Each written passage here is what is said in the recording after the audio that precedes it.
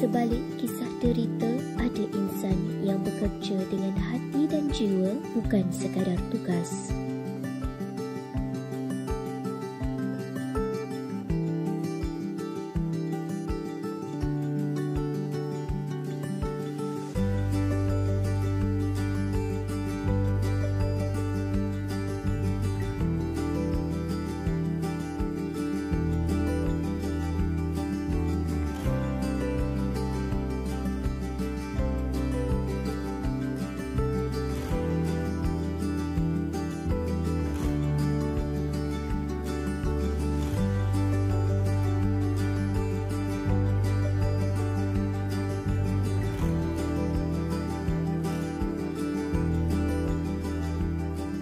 Berkhidmat bukan untuk balasan, tetapi kerana hati yang memilih untuk peduli. Assalamualaikum, saya Muhammad Zaidi bin Zainal Abidin.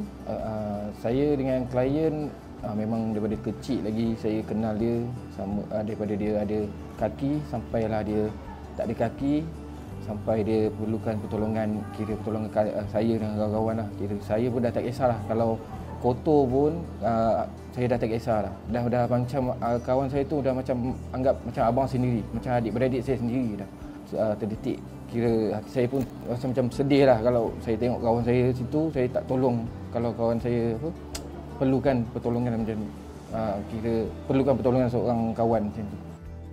Mereka menghulur tangan bukan kerana diminta, tetapi kerana ikhlas di hati. Assalamualaikum, saya Zaliha binti Nordin. Rasa sangat terharulah sebab bila akak menziarah ke rumah klien akak tu, akak irwairat diorang tu macam keluarga akak sendiri.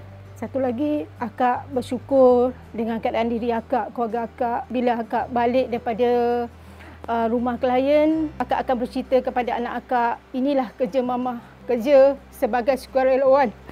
Lahir daripada hati akak sendiri. Seikhlas hati akak untuk membantu orang. Mana akak pun nasihatkan anak-anak akak supaya dapat membantu orang yang memerlukan tenaga kita, khidmat kita. Jadi dalam bidang sukarelawan ni, kita lahir daripada hati dan naluri kita sendiri.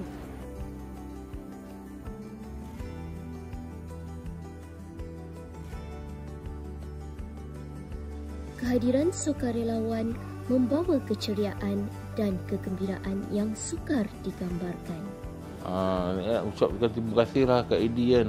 Sukarelawan JKM ni dia lebih sikit lah, banyakkan masyarakat dekat sini kan. Kalau tidak dulu dia fokus kat saya je. Bila ada program dengan Gambi barulah masyarakat luar ni dibantu. Tapi bila ada JKM ni bukan saya seorang je. Maknanya semua penduduk Merak yang ada problem dia dah bantu. Dah mengucapkan terima kasih banyak-banyak lah. Sebab kalau tak ada diorang ni mungkin tak ceria sikit lah kan. Saya merasa gembira kerana dia sudi datang ke rumah saya, menjenguk saya, memberi buah tangan, menolong saya masak, membasuh, menyediai kain, dan apa yang saya buat, dia pun buat. Zaliha ni, orangnya baik. Dia tak pernah berkasar dengan saya. Tak pernah marah.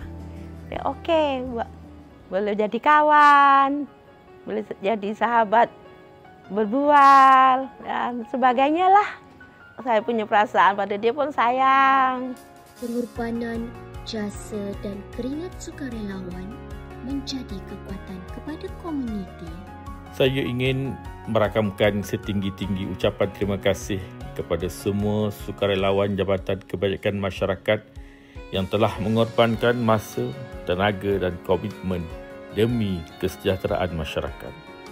Anda telah menjadi tulang belakang dalam membantu golongan yang memerlukan tanpa mengira latar belakang atau keadaan. Semangat sukarela yang ditunjukkan mencerminkan nilai murni kasih sayang, keprihatinan dan solidariti yang amat diperlukan dalam membina masyarakat penyayang.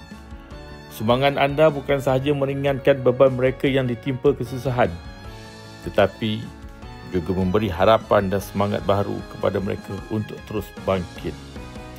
Semoga segala usaha dan pengorbanan anda diberkati serta menjadi inspirasi kepada lebih ramai rakyat Malaysia untuk turut serta dalam kerja-kerja kebajikan. Anda adalah wira yang tidak didendang, yang sentiasa berada di barisan hadapan demi kesejahteraan bersama.